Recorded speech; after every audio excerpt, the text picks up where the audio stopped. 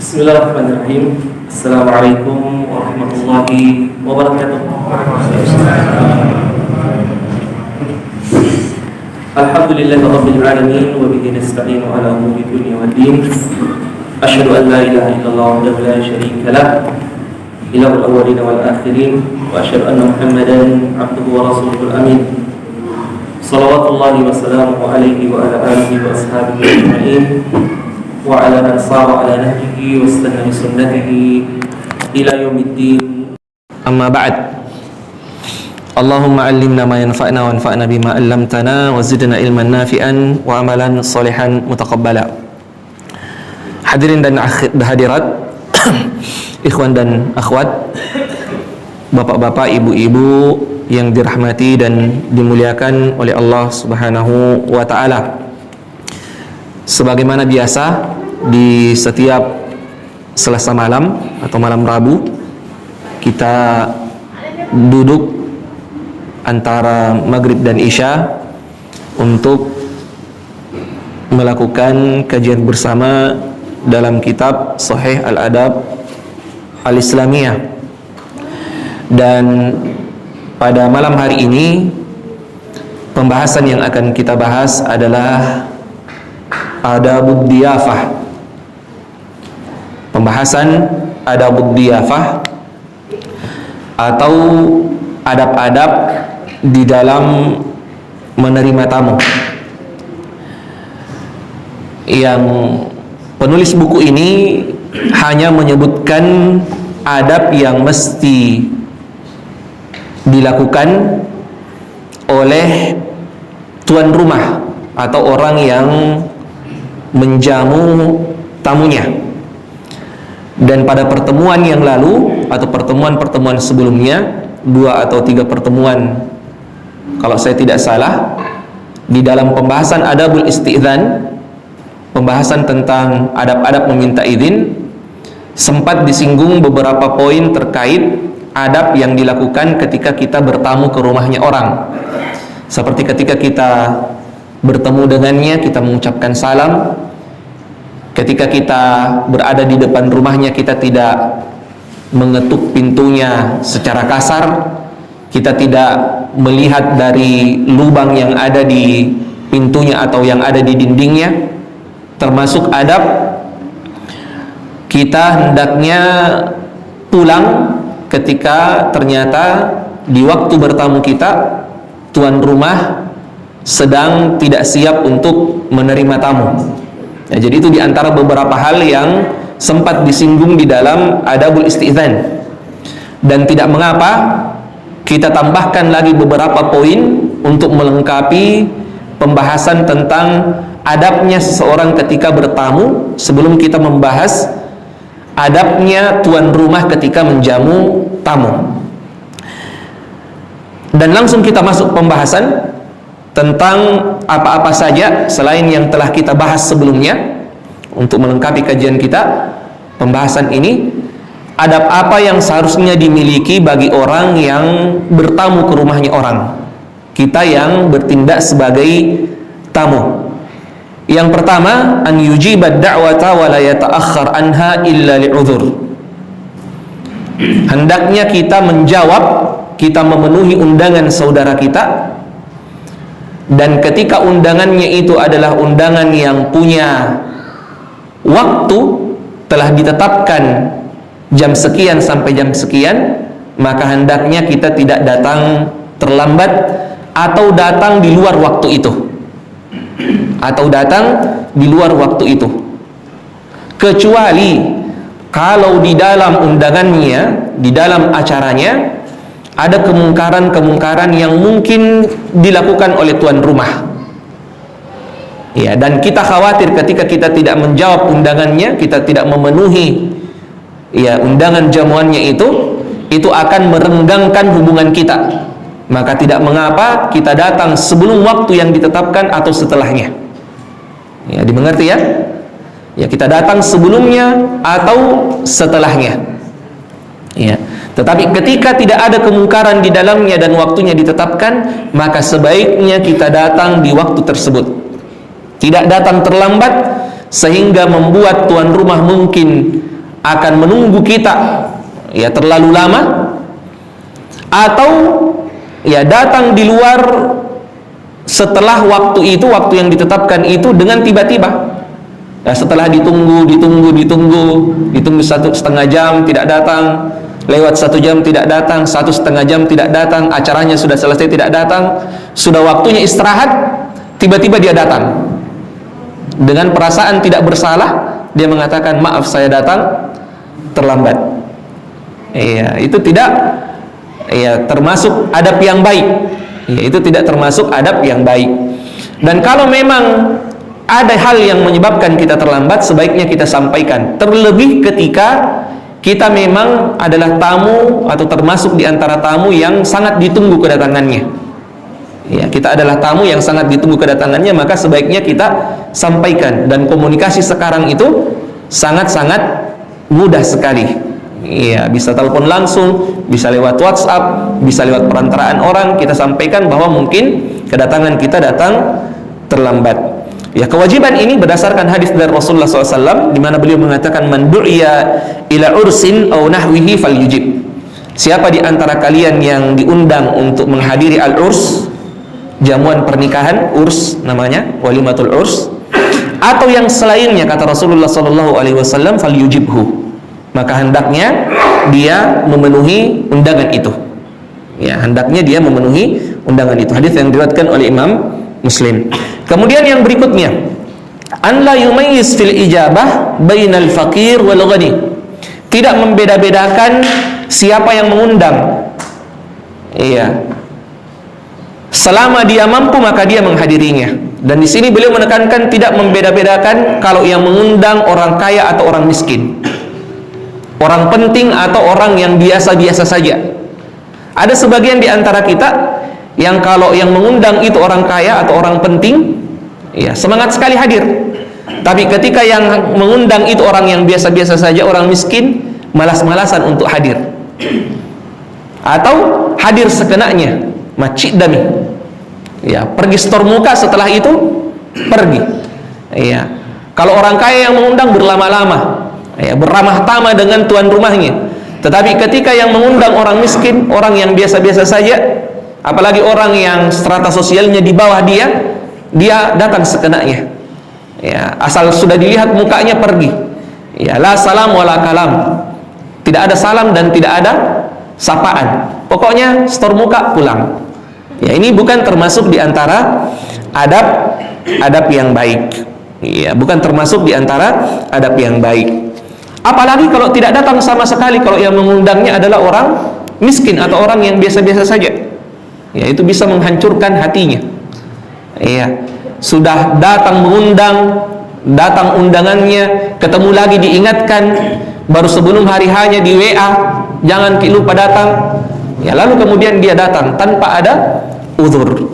Ya, alasannya hanya karena yang mengundang itu bukan orang penting. Kemudian yang berikutnya, idza tabi'ad dhaif man lam yud'a yasta'zin al-mudifa fi hudurihi.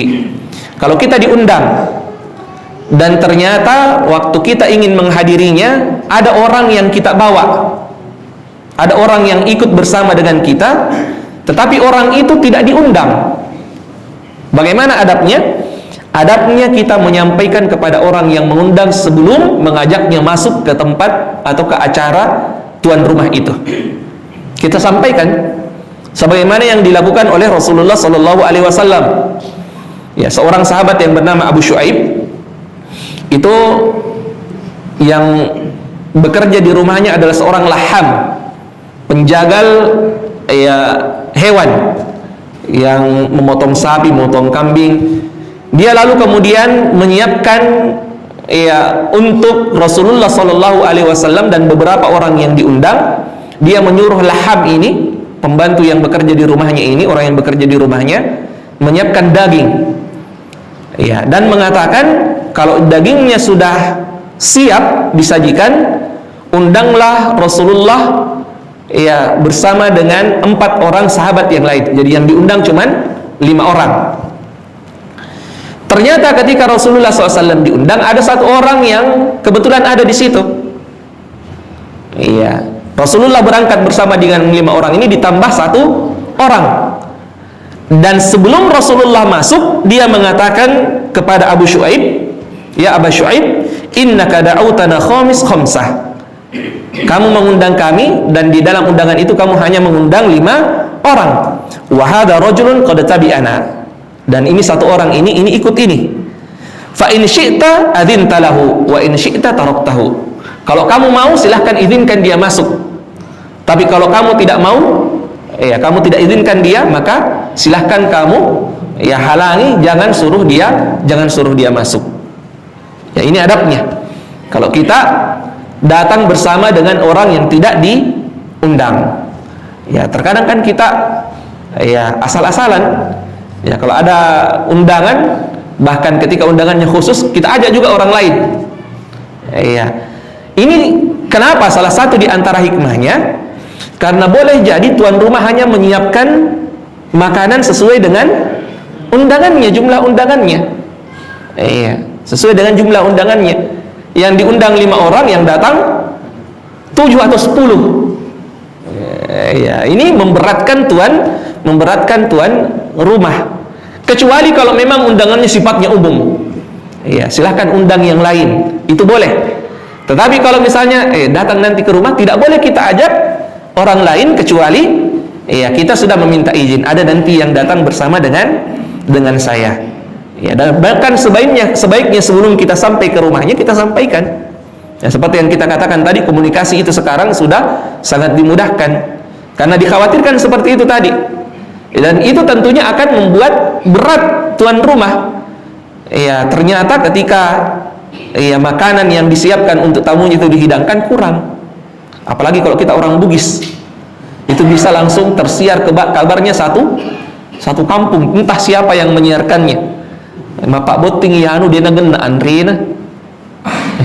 Atau mengundang ianu waktu telo mandre, yang kata dia andre kasih.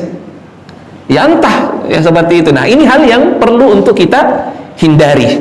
Ya, ini hal yang seharusnya kita hindari. Adabnya sampaikan kalau ada yang ikut datang. Iya. Kemudian ketika kita datang masuk ke rumahnya tuan rumah, lalu kemudian kita disuguhi makanan, setelah kita menyantapnya, maka disunnahkan kita berdoa, an yad'u liman istadhafa ba'dal faraghi minat ta'am. Hendaknya kita mendoakan saudara kita setelah kita menyantap hidangan yang dia sajikan itu. Dan ada beberapa doa yang diajarkan oleh Rasulullah Sallallahu Alaihi Wasallam. Kita doakan tuan rumah. Nah, saya mau ada yang angkat tangan yang sebutkan doanya. Apa doa yang kita baca ketika kita sudah menyantap hidangan tuan rumah? Karena jangan sampai kita selalu datang bertamu, makan di rumahnya orang, makan di undangannya orang, tidak pernah kita doakan itu tuan rumah. Nah, apa doanya ini? Ya, satu orang angkat tangan, sebutkan doanya. Ya, Ustaz Haji Johan. Iya, Allahumma at'im man at'amani, bisa dengan bentuk mufrad seperti ini atau bentuk jamak. Allahumma at'im man at'amana wasqi man saqana. Ya Allah, berikan makan orang yang memberi kami makan, dan berilah minum orang yang memberi kami minum. Doakan. Nah, ini kalau tidak hafal bahasa Arabnya, bahasa Indonesianya ini. Iya, bahasa Indonesianya diingat ini. Beri makan orang yang memberi makan kepada kami ya Allah, dan berikan minum kepada orang yang memberi kami minum. Atau doa yang lain, aftara indakumus shaimun wa akala ta'amukumul abrar wa sallat alaikumul malaikah. Iya, telah berbuka orang yang tadinya belum makan, maksudnya telah makan orang yang tadi belum makan ya sebelum datang, dan yang memakannya adalah al-abrar, orang-orang yang baik insyaallah. Wa sallat alaikumul malaika, dan malaikat akan mendoakan untukmu karena engkau berbuat baik kepada saudaramu dengan mengundangnya. Nah, ini diantara doa-doa yang diajarkan oleh Rasulullah Sallallahu Alaihi Wasallam. Ini penting untuk kita ingatkan. Ya, kita kadang diundang, kita lupa doakan saudara kita. Ya, kita hanya makan pergi, makan pergi, makan pergi. Tidak pernah kita doakan saudara kita yang mengundang kita untuk makan itu.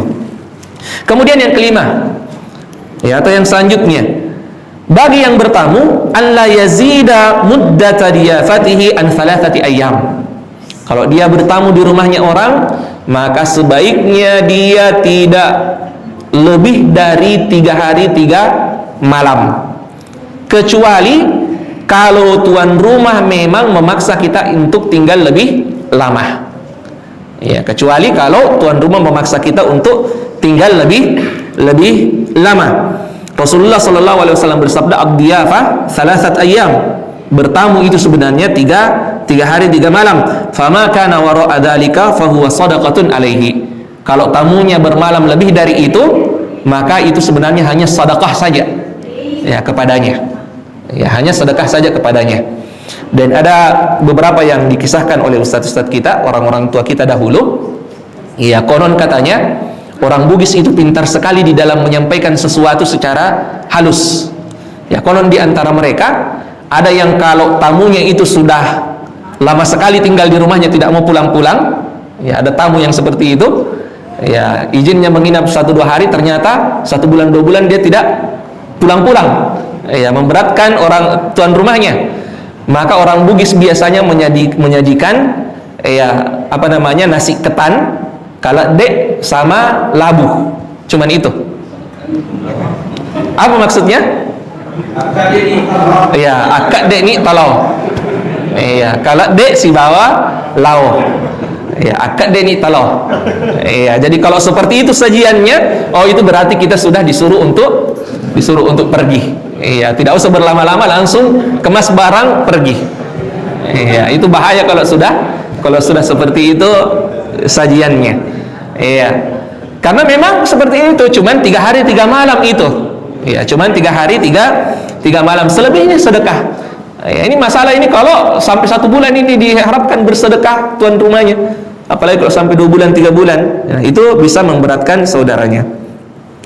Nah, kemudian yang terakhir, ya, yang terakhir ini yang berkaitan dengan tamu. Kalau kita bertindak sebagai tamu, an yansarif thayyiban nafs. Ya, kalau sudah waktunya untuk pulang, maka kita pulang dengan hati yang bahagia. Ya, apa kekurangan yang kita dapatkan di dalam jamuan itu, ketika kita dilayani oleh tuan rumah, maka kita memaafkannya. Yusamih limudhifihi ayataqsirin hadatha lahu. Ya, kita memaafkan, ya, apapun itu. Ya, kita memaklumi kalau memang di dalam pelayanan tuan rumah itu ada beberapa kekurangan yang mungkin, ya, tidak enak di hati kita. Nah, ini bagi orang yang bertamu. Nah, sekarang bagaimana dengan tuan rumah? Dan ini sebenarnya pembahasan yang beliau sampaikan. Yang beliau sampaikan cuman 5 poin, dan saya mencatat ada beberapa yang juga perlu untuk kita tambahkan. Yang pertama, orang yang mengundang hendaknya dia memiliki an-niyah as-salihah, niat yang benar ketika dia mengadakan sebuah jamuan. Apa maksudnya? Niat dengan tujuan dia mengundang saudaranya li idkhalis surur ala qalbihim, untuk memasukkan kegembiraan ke hati orang yang dia undang. Undangannya tidak bermaksud untuk mufakharah, untuk membangga-banggakan atau memperlihatkan sesuatu yang mungkin baru saja dia miliki. Ya, baru saja dia miliki. Kan ada yang seperti itu terkadang.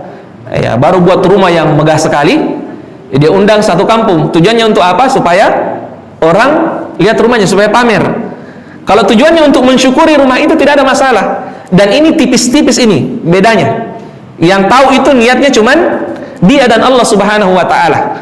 Apakah niatnya ketika dia mengundang itu betul-betul mensyukuri nikmat Allah, atau tujuannya untuk pamer? Iya. Nah, orang yang menjamu ini harusnya memperbaiki niatnya ini terlebih dahulu. Iya. Bahwa dia melakukan jamuan itu semata-mata untuk, ya, berbagi kebahagiaan dengan saudaranya. Ya, bukan untuk mufakharah wal mubahat. Iya. Dan bukan cuma rumah, apapun itu. Apapun itu. Terkadang kan kita beli sesuatu yang baru, punya sesuatu yang baru, ya mobil misalnya, kendaraan yang lain, ya kita undang untuk makan-makan, katanya untuk mensyukuri, ya betul untuk mensyukuri, tapi jangan sampai di dalam hati kita ada kemudian terbesit, ya bahwa ya kita juga ingin memamerkan itu, jangan. Ya, ini yang beliau sampaikan, niat as-salihah, niat yang betul-betul lurus, ya ingin memasukkan kegembiraan di hati saudaranya. Kemudian yang berikutnya, sebagaimana tadi tamu itu tidak boleh membeda-bedakan siapa yang mengundang, begitu juga yang mengundang, dia tidak boleh membeda-bedakan siapa yang diundang ketika dia membuat jamuan, ketika membuat acara. Jangan mengundang hanya orang-orang penting, orang-orang kaya saja, tapi undang juga semua yang kita kenal, orang yang biasa-biasa saja atau orang miskin. Rasulullah SAW mengatakan, la tusahib illa mu'minan, jangan kalian berteman kecuali dengan orang-orang yang beriman.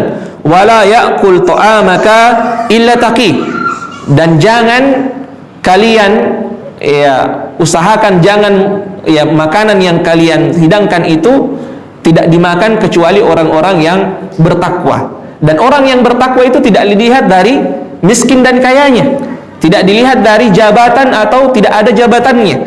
Orang yang taqi, orang yang beriman itu, orang yang bertakwa, tidak dilihat dari itu, ya, tapi dilihat bagaimana ketaatannya kepada Allah Subhanahu wa ta'ala. Rasulullah mengatakan di dalam hadis lain, syarrut ta'am ta'amal walimah, ya, seburuk-buruk makanan adalah makanan atau jamuan di pernikahan.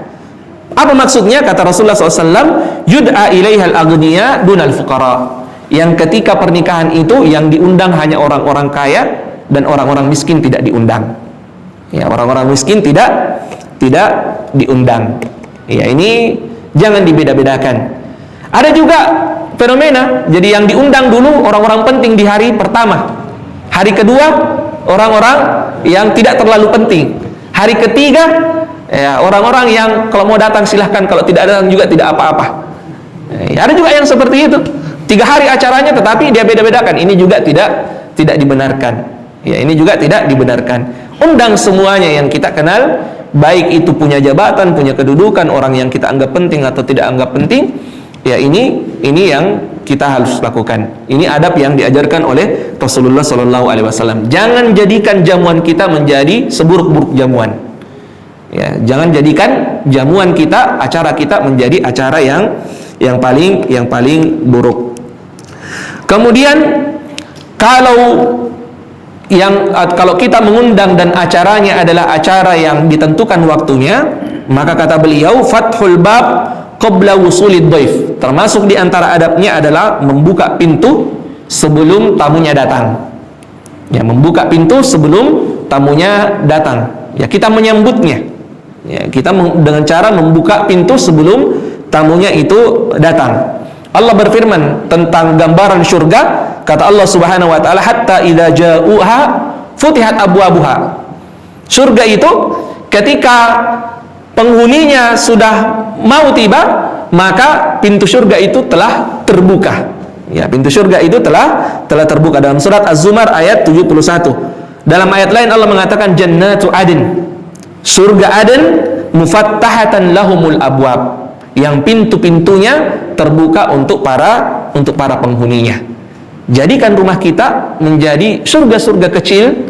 Ya, ketika kita mengundang saudara-saudara kita, jadikan dia surga-surga kecil untuk tamu-tamu kita dengan cara ya membukakan pintunya, menyambutnya dari depan. Ya, ini juga termasuk di antara adab. Setelah kita membuka pintu, ya kalau memang sudah tepat waktunya acaranya itu, kita ya kalau bisa ada yang menyambut di depan pintu. Ya, atau di tempat acara itu, di gerbangnya. Ya, sebagaimana yang dilakukan oleh Rasulullah SAW. Ya, ketika datang tamu dari kabilah Abdul Qais, ya, ketika Rasulullah SAW di awal Islam itu, terkadang ada kabilah-kabilah yang datang untuk belajar Islam, termasuk diantaranya kabilah Abdul Qais. Ya, ketika kabilah itu datang, Rasulullah mengatakan marhaban bil wafdil ladzina ja'u ghair khazaya wala nadama. Ya, selamat datang. Jadi dia mengucapkan kata marhaban.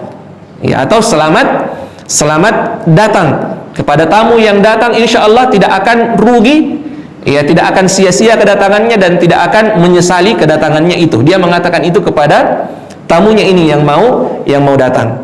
Ya, dan ini termasuk di antara perkataan yang kita ucapkan untuk menyambut tamu kita. Kita mengatakan marhaban, itu sunnah. Ya, sebagaimana Fatimah ketika datang ke rumahnya Rasulullah, anaknya sendiri beliau, dia mengatakan marhaban bi ibnati. Ya, Rasulullah mengatakan kepada anaknya marhaban untuk anak perempuan saya. Ya, dan kata ucapan ini, ya, sapaan ini ketika menyambut saudara kita bermacam-macam. Ya, kalau dalam Arab itu kita mengatakan marhaban. Ya, atau kata lain ahlan wa sahlan. Nah, sekarang saya tanya, kita kan sering sebut itu ahlan wa sahlan.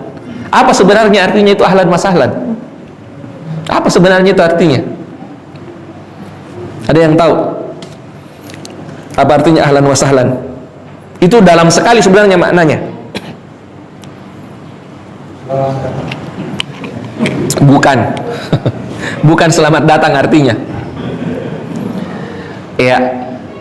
Artinya ahlan, dari ahl itu artinya keluarga. Seakan-akan kita mengatakan kepada tamu kita, silahkan datang ke sini dan kami sudah menganggap kamu seperti keluarga. Ya, kita mengatakan ahlan. Sahlan dari kata sahal. Ya, mudah. Ya, dan seakan-akan kita mengatakan kepada tamu kita, dan apapun kebutuhanmu saya akan mudahkan. Ya, jadi dalam sekali sebenarnya maknanya ini. Yang dulu ahlan wa sahlan ini ya biasanya diucapkan untuk tamu yang datang, orang yang datang. Kalau kita sekarang bergeser maknanya. Kadang bulan Ramadan pun kita katakan ahlan wa sahlan ya Ramadan. Agak kurang tepat sebenarnya. Bagaimana mungkin bulan Ramadan itu kita bilang silahkan anggap seperti keluarga. Ya, saya akan penuhi kebutuhanmu, tidak. Ya, jadi meskipun tidak mengapa, sekarang sudah itu bisa diambil, bisa dikatakan itu sudah diserap menjadi kata sambutan. Tapi maknanya sebenarnya itu. Kita mengatakan kepada saudara kita ahlan. Ahlan. Kamu sudah saya anggap sebagai keluarga. Makanya ketika kita mengucapkan itu, harusnya perilaku kita ketika kita menjamu saudara kita itu betul-betul seperti ucapan kita. Jangan kemudian kita mengatakan ahlan wa sahlan, kemudian kita cemberut, datangi lagi. Dia sudah bilang ahlan wa sahlan, baru kemudian di dalam hati, ya, atau bahkan keluar itu tampak di wajah itu kita mengatakan, datangi lagi, bertamu miseng, dan seterusnya. Makanya termasuk di antara adab, ya, adab orang yang menjamu tamunya itu an la tuzhirul malala bidaifik. Jangan perlihatkan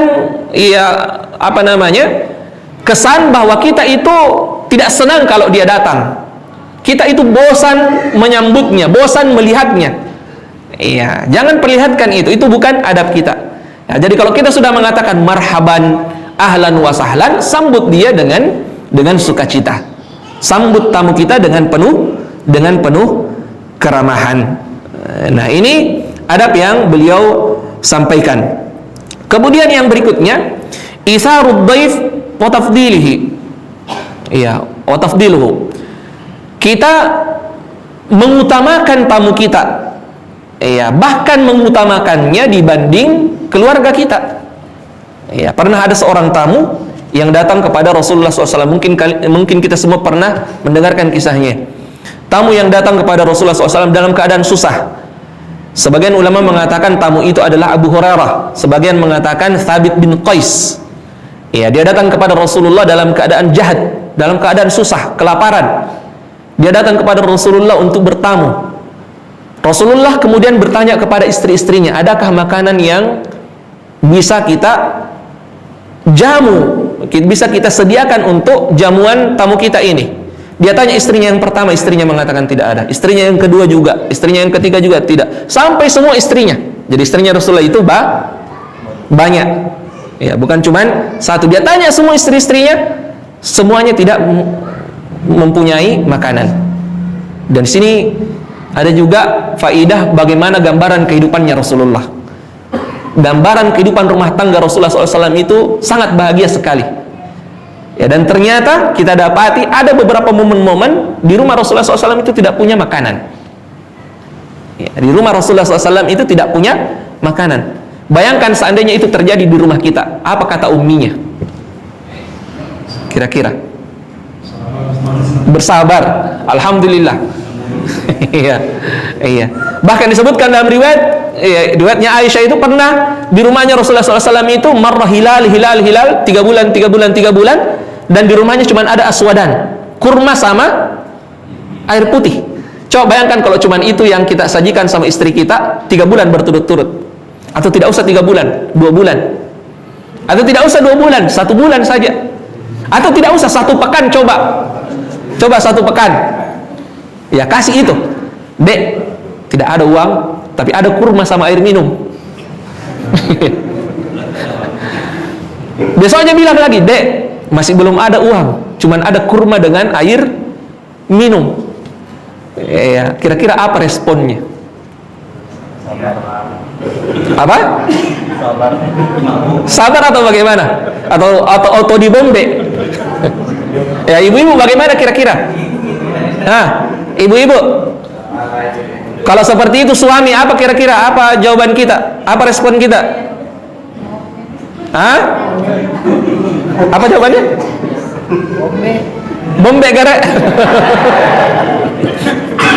Seperti itu keadaannya rumahnya Rasulullah. Dia tanya istrinya tidak ada makanan, sampai kemudian Rasulullah keluar dan mengatakan, pada sahabatnya, man yudayyifu dhaifa Rasulillah, siapa yang mau menjamu tamunya Rasulullah.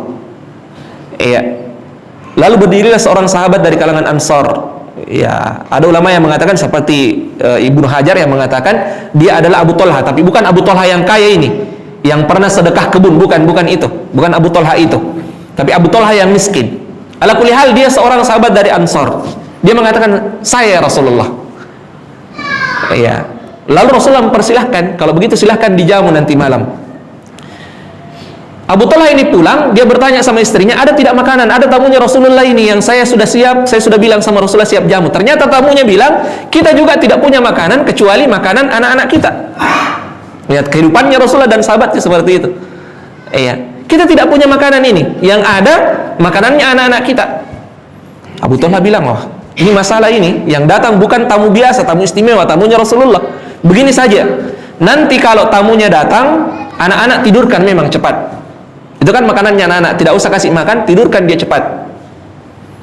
Iya, tidurkan dia cepat.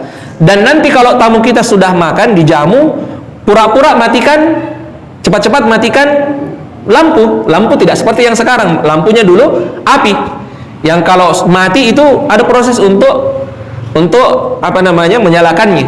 Nanti kalau tamu kita sudah duduk di meja sebelum disiapkan, matikan itu lampu. Iya, itu yang dia lakukan. Tamunya Rasulullah datang, dipersilahkan masuk. Setelah duduk di meja makan, ya dipadamkan lampunya. Setelah padam, pura-pura untuk ini perbaiki sambil dihidangkan juga. Ada satu orang, suaminya atau istrinya pura-pura ini, lalu yang lainnya menghidangkan, ya, dan tidak menyala-nyala itu lampu, langsung disuruh untuk makan. Yang menemani tadi itu pura-pura juga ikut makan, tapi hanya dia, ya, bunyi-bunyikan piringnya. Ya, cuma bunyi-bunyikan piringnya.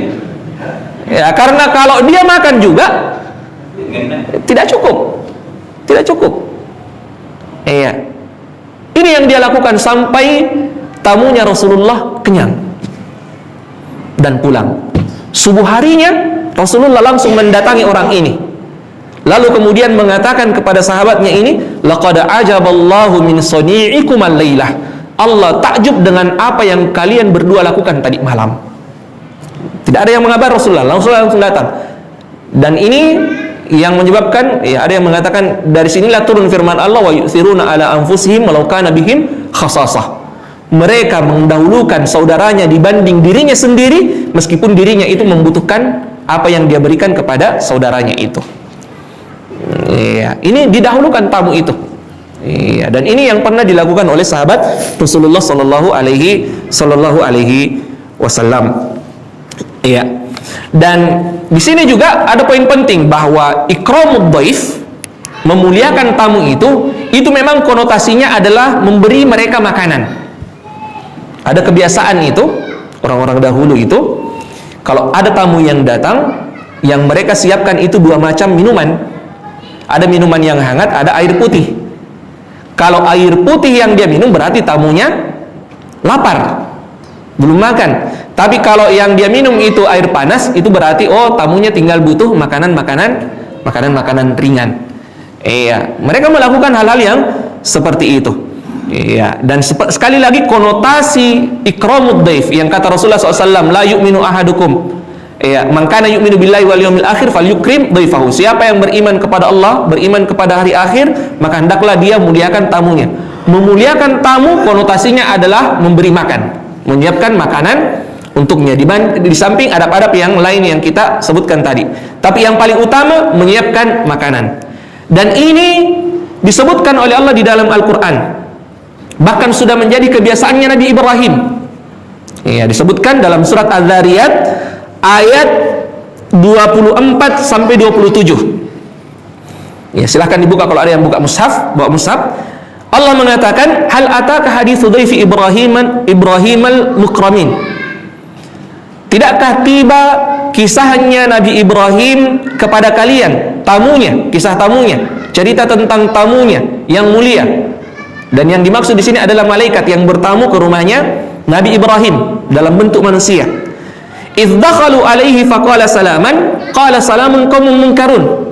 Ketika tamunya ini datang, malaikat ini yang berwujud manusia ini masuk ke rumahnya Ibrahim, malaikat ini mengatakan salaman. Ya, jadi dia mengucapkan salam. Dibalas oleh Ibrahim, salamun qaumun munkarun.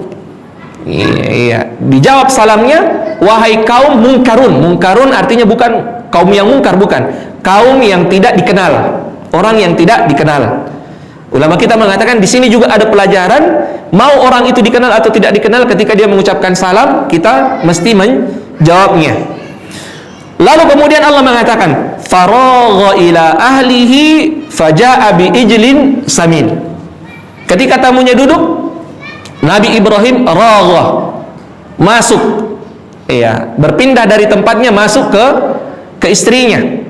Iya, ragha berbeda dengan zahaba. Kata ragha itu bermakna meninggalkan tempatnya dengan cepat.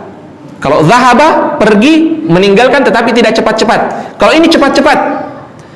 Dia masuk ke tempatnya istrinya, lalu kembali membawa daging sapi muda. Coba perhatikan, daging sapi muda. Tadi tamunya siapa? Tamunya orang dikenal atau tidak dikenal? Tidak dikenal. Apa yang dia hidangkan? Sapi. Daging sapi muda. Dan dia datang dengan cepat-cepat. Raga juga bermakna tidak hanya cepat-cepat, tetapi ada makna khufiyah. Ya, tidak terlalu kentara. Ya, kalau kita ingin menjanjikan sesuatu jangan terlalu kentara kalau ada tamu. Kenapa? Karena terkadang ada tamu yang pemalu. Jangan makin repot-repot. Lalu kemudian tuan rumahnya mengatakan alhamdulillah. Tidak begitu. Jadi kalau bisa ya ketika kita menyiapkannya jangan terlalu kentara. Ya, jangan terlalu kentara, dan ini yang dilakukan oleh Nabi Ibrahim. Dan tadi seperti itu, dia datang dengan membawa daging sapi yang muda. Lihat, tamunya tidak dikenal, yang dihidangkan hidangan istimewa. Ya, ini pelajaran bagi kita. Ya, kalau tamu yang tidak dikenal saja diperlakukan seperti itu, bagaimana kalau tamunya memang adalah tamu yang dikenal, atau tamunya adalah orang yang memang kita undang? Ya, ikramud dhaif itu sekali lagi itu adalah menjamunya dengan makanan. Lalu kemudian Allah mengatakan faqarrabahu ilaihim qala ala ta'kulun. Ya, Ibrahim mendekatkan hidangan itu. Ulama kita mengatakan ini pelajaran adabnya, sebaiknya makanan itu kita yang mendekatkannya. Jangan makanan itu dihidangkan di tempat lain baru kemudian tamunya disuruh berpindah. Meskipun tidak mengapa, tetapi afdolnya kita yang membawanya, menyuguhkannya. Iya, kita yang menyuguhkannya. Itu yang paling afdol. Itu yang paling bagus. Ya, kita sendiri yang menyuguhkannya. Faqarrabahu ilaihim, lalu kemudian dia mengatakan kepada tamunya itu ala ta'kulun. Iya, bukankah kamu atau tidakkah kalian mau makan sekarang? Ya, tidakkah kalian mau makan sekarang? Jadi dia dekatkan, tidak menyuruh lagi tamunya berpindah bercapek-capek, langsung dihidangkan, lalu kemudian disuruh untuk makan. Ya. Nah, setelah tamunya makan, beliau mengatakan termasuk di antara adabnya an la yubadir ila raf'it ta'am qabla an yarfa'a ad-dhaif yadahu. Atau pada saat makan, jangan buru-buru untuk mengangkat piring dari makanan itu. Apalagi kalau masih ada makanan di piringnya. Ya, ini juga penting. Ya, orang-orang yang membuat jamuan, apalagi kalau ada yang membantunya, ya mapulu peneh, sampaikan sama orang yang membantu itu jangan buru-buru ambil piringnya orang. Ya, kadang ada orang yang makan itu memang seperti itu, kadang makan sebentar dia simpan sebentar, minum apa, jangan sampai baru dia simpan masih ada isinya langsung diangkat. Pas dia habis minum, wah, mana tadi ini hilang. Ya, jangan. Jadi ya jangan buru-buru, biarkan sampai memang betul-betul selesai. Bahkan sebaiknya jangan diangkat sebelum tamunya itu pergi. Iya.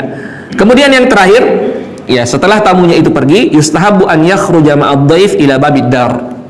Ya, disunnahkan ya sebaiknya mengantar tamu itu sampai di depan pintu. Ya, sampai di depan pintu. Imam Ahmad ketika dia didatangi oleh Qasim bin Salam, ya Imam Ahmad, ya waktu Qasim bin Salam sudah pamitan, Imam Ahmad langsung berdiri. Ya, Qasim bin Salam ini, ya karena mengetahui Imam Ahmad ini seorang ulama besar, dia mengatakan, tidak usah wahai Imam, tidak usah ya Aba Abdullah. Ya, kunyahnya Imam Ahmad. Jangan kau antar, tidak perlu kau antar. Tapi Imam Ahmad mengatakan tidak mengapa saya antar, dan ketika diantar dia kemudian menukil perkataannya Imam Asy-Sya'bi yang mengatakan min tamami ziyaratiz zair an tamshi ma'ahu ila bab. Di antara kesempurnaan ketika kita menjamu tamu kita yang bertamu kepada kita, mendatangi rumah kita, kita mengantarnya sampai di depan pintu. Bahkan beliau mengatakan wa ta'khudh birikabihi. Bahkan tidak mengapa kita kemudian menuntunnya sampai ke tempat kendaraannya. Ya, tidak mengapa kita menuntunnya sampai ke tempat kendaraannya. Nah, ini di antara beberapa adab-adab yang perlu dijaga bagi orang yang bertamu. Begitu juga bagi tuan rumah ketika dia menjamu tamunya, ketika ada orang yang datang ke rumahnya menjadi seorang tamu, ya apa-apa saja yang harus dia lakukan. Mudah-mudahan bermanfaat. Sebelum kita tutup, ya kayaknya masih ada beberapa menit. Masih ada beberapa menit? 10 menit. Iya. Ya, silakan. Langsung kita buka asisten jawab. Ajit. Iya. Iya. Yang menyiapkan VIP. Kalau VIP-nya itu sebenarnya apa namanya? Sama tempatnya, ya hanya terpisah beberapa dan jamuannya sama, itu tidak mengapa. Ya, di samping itu intinya jamuannya sama dan dia menyambut tamu VIP sebagaimana dia menyambut tamu yang bukan VIP. Tidak ada perlakuan istimewa, hanya yang membedakan ya tempat. Maka itu tidak mengapa, insya Allah. Itu tidak mengapa. Yang membedakannya hanya sekedar tempat. Ya, itu tidak mengapa, insya Allah. Ya seperti misalnya, ya kan akan meskipun afdolnya itu sebaiknya disuruh berbaur saja.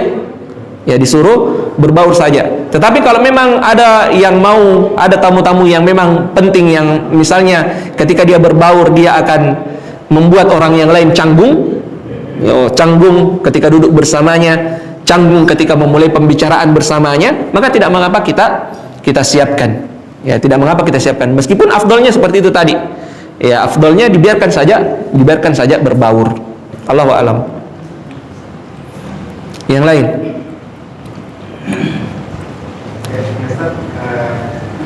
Apa yang dimaksud dengan undangan yang boleh kita hadiri? Undangan yang kita tidak boleh hadiri. Iya. Iya. Itu sudah jelas. Kalau ada kemungkaran di dalamnya. Ya, kalau ada kemungkaran di dalamnya jangan dihadiri. Dalam artian tidak dihadiri pada hari hanya. Tidak dihadiri pada hari hanya. Iya.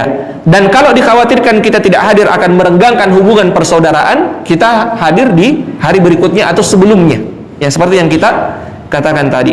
Kalau ada kemungkarannya tidak boleh kita hadir. Ya, tidak boleh kita hadir. Iya, seperti misalnya hari pernikahan, ya sambil jamuan ada ya musiknya atau ada judi-judiannya di dalamnya.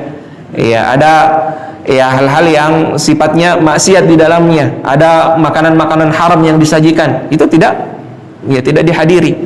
Itu tidak dihadiri, tapi dihadiri di waktu yang lainnya untuk tetap menjaga hubungan kita dengan saudara-saudara kita itu.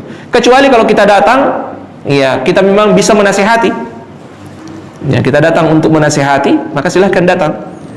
Ya, tetapi jangan berlama-lama karena ya yang namanya tempat kemungkaran itu seperti yang kita sampaikan di pertemuan yang lalu, dikhawatirkan azab Allah turun di hari kemungkaran itu, di tempat kemungkaran itu. Wattaqu fitnah la tusibanna alladziina zalamu minkum khassah. Takutlah kalian kepada azab, kepada fitnah, kepada azab yang ketika Allah turunkan, Allah tidak hanya menurunkannya, tidak hanya menimpa kepada orang-orang yang zalim saja, orang-orang yang berdosa saja, tapi ditimpakan ke semua orang. Ya, dan itu bisa terjadi ketika ada kemungkaran. Allahu a'lam. Ada yang lain? Iya. Misalnya Ustaz, dalam walimah khususnya acara walimah itu kita ketahui sumber penghasilannya tidak halal. Kayak misalnya sabu. Ya. Kalau murni penghasilannya semuanya haram dan kita yakin itu, tidak boleh kita menerimanya, tidak boleh kita makan darinya, tidak boleh kita mengambil pemberiannya. Tapi kalau penghasilannya itu banyak sumber-sumbernya, ya penjual sabu-sabu, penjual kambing juga, misalnya penjual pulsa juga, guru juga misalnya, atau apapun profesinya, ada sumber penghasilannya yang lain, maka kita boleh hadir. Dan tidak boleh ketika kita hadir kita mengatakan, ya ini makanan tak ini dari hasil jual sabu-sabu tak atau dari hasil jual pulsa tak. Tidak boleh sama sekali. Jangan sama sekali bertanya yang seperti itu. Jangan. Tidak boleh. Ya, datang dan silahkan hadir. Ya, dan tidak boleh kita bertanya seperti itu. Ya, termasuk kalau dia memberikan kita hadiah apapun itu, ya kalau ada sumber penghasilannya yang lain, ya maka silahkan diterima. Ya, tapi kalau murni itu saja, tidak ada memang pekerjaannya yang lain, dia berjudi, dia jual sabu-sabu, dia pokoknya semua yang usahanya usaha yang haram semua, tidak ada yang lain, maka tidak boleh diambil. Ada yang lain? Iya. Sebagaimana kita tahu bersama bahwa seorang diwajibkan menjaga kaburnya sebaik-baiknya selama 3 hari. Iya. Apakah ada kiat dengan Rasulullah? Seandainya tamu kita lebih dari 3 hari, apa ada kiat secara mendikmu yang kita bisa kepada tamu supaya mereka Iya. Yang pertama, ya hadis tentang ya waktu bertamu itu 3 hari dan selebihnya adalah sedekah, itu tidak berarti setelah 3 hari itu kita usahakan untuk ya, sampaikan secara halus bahwa dia mesti pergi. Tidak. Ya, itu tidak seperti itu, karena Rasulullah SAW mengatakan fama wara'a dzalika fahuwa sedekah. Ya, lebih dari itu bernilai sedekah untuk kita. Jadi selama kita mampu, tidak memberatkan, silahkan bersedekah terus. Itu dapat pahala terus. Itu tidak berarti ya sudah 3 hari ini. Ya, buatkan mie kalat dek sama laho. Ya, tidak seperti itu. Ya, selama kita mampu untuk bersedekah kepadanya, silahkan bersedekah. Ya, silahkan untuk bersedekah. Ya, semaksimal mungkin yang mampu kita lakukan. Dan memang yang masalah bertamu ini juga tamu harus mengerti. Makanya memang perlu untuk kita sampaikan ke orang-orang ini ilmunya. Ya, kalau sudah lebih dari 3 hari, kalau sudah kelihatan tuan rumahnya itu kelihatan berat, ya maka kita yang tahu diri. Ya, itu kita yang tahu diri. Ya, seperti itu. Dan kalau misalnya lebihnya itu cuma 2-3 hari, itu insya Allah yang jadi masalah kalau yang kita sebutkan tadi ya, sampai izinnya cuma 5 hari misalnya, sampai 3 bulan tidak pergi-pergi. Ya, 3 bulan tidak pergi-pergi. Ya, sudah ditelepon juga sama orang supaya ini dia tidak, pokoknya tidak inilah. Ya, sudah dibuatkan juga kalat dia sama lau, dia juga tidak mengerti. Ya, ini kan jadi masalah. Kalau kiat-kiatnya tidak ada sebenarnya. Ya, kalau ditanya apakah ada kiat-kiatnya, cuman itu tadi yang saya tahu, itu dibuatkan kalat dia sama lau. Itu pun kalau dia paham. Ya, jadi masalah kalau dia juga tidak paham. Ya, tapi intinya di sini semaksimal mungkin kita usahakan menjamu menjamu tamu kita. Dan bagi yang bertamu itu seperti itu tadi. Makanya memang ini ilmu perlu untuk kita sampaikan. Ada yang lain? Iya. Ini sebentar lagi kan ini malam tahun baru. Iya, malam tahun baru. Banyak orang dengan cara-cara makan ikan. Iya. Iya. Bagaimana, Ustaz? Iya. Hukum asalnya makanan itu kalau dibuat dengan cara yang halal, dibeli dengan cara yang halal, itu tidak mengapa. Itu tidak mengapa. Ya, nah ini yang jadi masalah ketika terjadi perayaan-perayaan. Ya, ketika terjadi perayaan-perayaan. Bagi kita-kita yang sudah menuntut ilmu, sering pengajian, ya, sering pergi sholat, ya, dan kita juga sudah menyampaikan bahwa ya itu sebenarnya tidak ada syariatnya, itu tidak tuntunannya itu merayakan perayaan tahun baru. Adalah tidak etis, bukan termasuk di antara hal yang bagus. Setelah kita larang orang untuk merayakan itu, kalau dia berikan kita makanan, kita kemudian mengambilnya.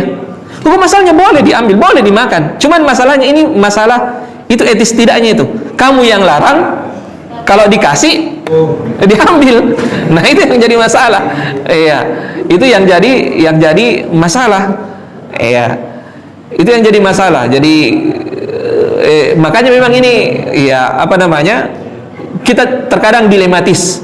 Kita yang larang orang, ya, sekalinya nantinya acara seperti itu tiba, ya, sengaja memang itu orang yang dilarang itu datang bawa makanan, lihat nanti pasti diambil. nah sebaiknya kita, ya, orang-orang yang seperti ini, yang saya katakan tadi, hukum asalnya boleh dimakan, yang seperti itu boleh dimakan, kecuali sembelihan yang memang sembelihan itu dalam rangka untuk melakukan kesyirikan, itu tidak boleh.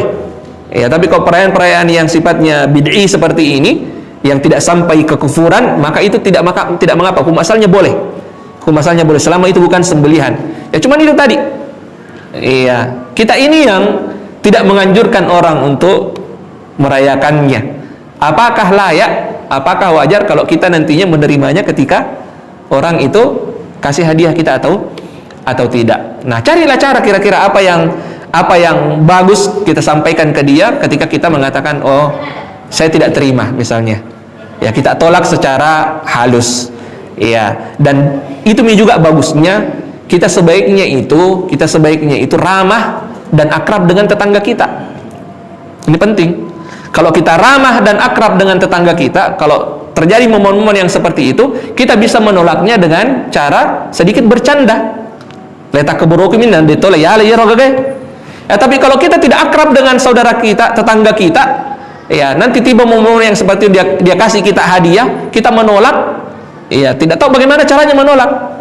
Ya, kita mau candai, tidak pernah juga kita bercanda sebelumnya. Iya. Makanya kemudian ada haraj yang ada pada diri kita. Jadi kalau ditanya apa hukumnya, hukum asalnya boleh diambil. Ya, cuman itu masalahnya. Kita ini adalah orang-orang yang menganjurkan untuk tidak merayakannya. Kalau sebagian ikhwah itu ada yang memang tutup memang pintu rumahnya setelah sholat isya. Ya, langsung tidur. Ya, langsung tidur setelah sholat isya. Ya, atau dipahamkan, ya, tetangga-tetangga itu satu kali itu ditolak, dipahamkan, ya, kita itu tidak merayakan sebenarnya, orang-orang seperti kita itu tidak merayakannya. Ya, insya Allah kalau yang lain-lain itu besok-besok kalau kita bawa, insya Allah saya terima aja makanan tak. Atau begini, ya, siapkan memang makanan banyak di rumah di malam itu. Ya, bukan untuk merayakan tentunya.